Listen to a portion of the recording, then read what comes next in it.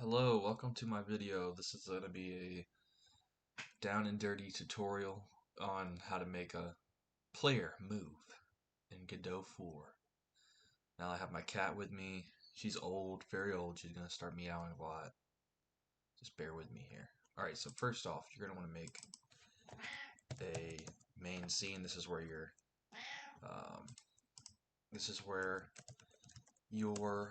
character is going to move around. I like to create a folder called scenes or scene. And then we're going to do nothing in here for now. We're going to make a new scene. We're going to give it a character body 2D. This is Godot 4, so they changed the name to character body 2D. Okay, go down there. Okay, sorry. Alright. It's going to need collision. But first, I always like to add a sprite 2D. And then I add my collision. You're going to want a collision shape 2D, and for this you can choose whichever one you want over here. We're going to do a circle. So right clicking on this, adding a child is how you get these extra pieces here, this collision shape, this sprite. You type in what you need, and if you ever are confused, you can look at the documentation. But collision shapes here, you're going to have an inspector on everything you do. Collision shapes, you go here, and you can pick whichever one you want. And this just is how the physics works. Alright, so you double click this to rename it. We're just going to call it player. And we're going to save this. And I like to make a player folder. Do that by right clicking in here in the resources. Save. And now we're going to use the built-in icon here. You just throw it into the empty. Now you have a texture. And we're going to size our collision to be here. It's really not going to be colliding with anything right now, but it's good to have the collision. You need it regardless. And now we're going to add a script, and we're going to save it in our player folder. And now we're going to just get rid of all this. Alright, so we're going to need a couple variables. For me, I don't like using constants for this, so speed equals, we'll say 50. And let's see here. Let's just walk through this and I'll see if I need anything else. So we're using a function process delta, physics process delta. The physics process is what you use to move. You could also use just a process delta, but this is updated every frame, and it's what you use. All right, so one thing that's important, you're going to want to go to project settings, input map.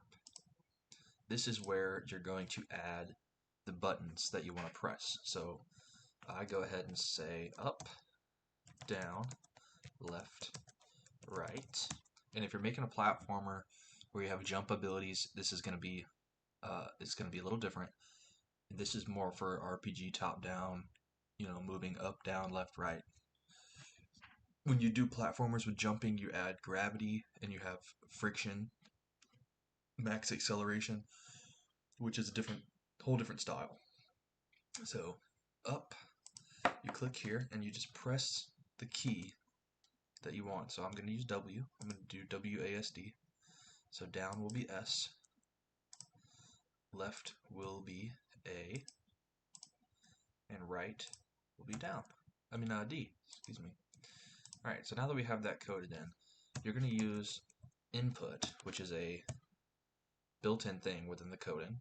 So input dot is action pressed, and we're going to say down. And I get these mixed up sometimes, but excuse me, do not write that. It is input dot get action strength. Sorry, it's get action strength. And then input dot same thing, get action strength, and we're going to do up. And I'm sorry, you have to put this in a variable. So we're going to say variable move y equals, because this will move you around the y axis, and then variable move x equals, we're going to do the same thing. So what you could do here, copy paste this, paste, and then just change these here. And I might have these mixed up. You might have to switch them. We're going to find out in a second. Alright, so once you have that, you're going to create, yes, we need another variable. Variable direction is what I'm going to call it, and it's going to be a vector 2. Let's see if we need to make it 0. We'll say vector 2.0 for now. And then right here, we're going to say direction equals vector 2. And then we're going to open and close parentheses, and we're going to put in our move x and our move y as arguments. Now your direction will, initially your direction is a vector 2.0, which means you're just getting 0. But now the vector 2 is going to use the move x and move y, which is going to be, the nitty gritty of this is it's going to return a 1 or a 0, or I believe a negative 1 or 0, and depending on which one is greater, that's the direction you're going to move. And it's subtracting these. Okay. So that's what you need to code it. That's the bones. Now to get it to work, Godot 4 changed it a little bit. So now you use velocity as a built-in thing here now. So you say velocity equals direction times speed. I believe that's right. And I can't remember if you need to do it by delta. Let's try this. So, and then I think you want to move. You want to call move and slide at the end of this. And you used to have to pass an argument. You don't have to anymore. So normally this in Godot 3 or whatever, this would be inside this. Anyway, let's see. So we're gonna go to our main scene. We're gonna instance. So this chain right here is instancing a child. So we've created this player. We're gonna now instance it into the screen. And if you hold Alt, you can drag it without messing anything up. And it should be in the middle. So let's see what happens. We're gonna hit play. Select current.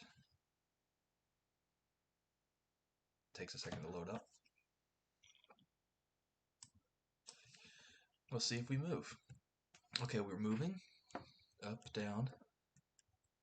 So one issue that I'm noticing is I'm pressing the left and I'm going to the right, but my up and down are correct. So all we have to do to fix that, so go back in your thing right here, and you're going to change this to right,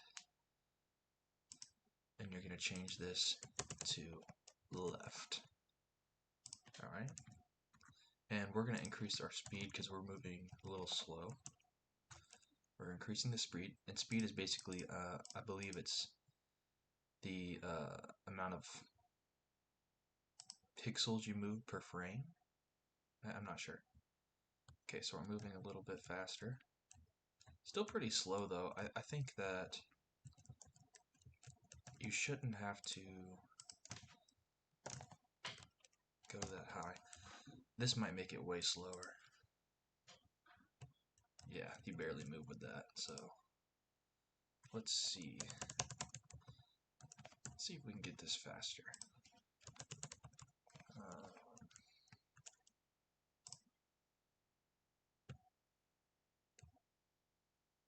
So it still works even without the zero, vector to zero. You can do open parentheses. I guess we need to go a little faster. I mean, you can tweak it. You can mess around with it. See now you're moving. You're moving pretty good.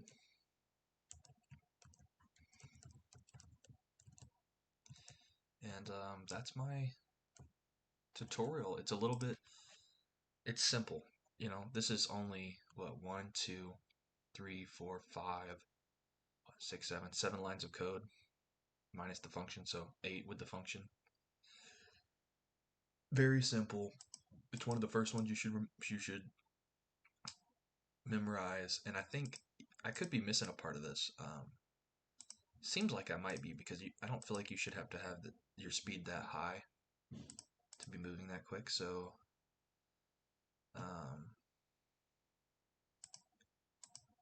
I don't know, but it works, you know, and it works. And I'm not the best. I'm not the best at this stuff, but you know, if I can figure it out, so can you. It's very simple. A lot of people want you to do this whole input event function with a bunch of if statements. If this is pressed, then you're gonna move equals 1 or move equals 0. This is basically doing the exact same thing in a simpler version of that. The only difference being with this, flipping the sprites when you're animating, is just a different method for that, which I'll get into in the next tutorial. So let me know if you like this and want to continue. I'm just trying to do some quick down and dirty tutorials. And yeah, appreciate it. If you give a like or subscribe or whatever, I'm going to be trying to post plenty of videos. So appreciate you.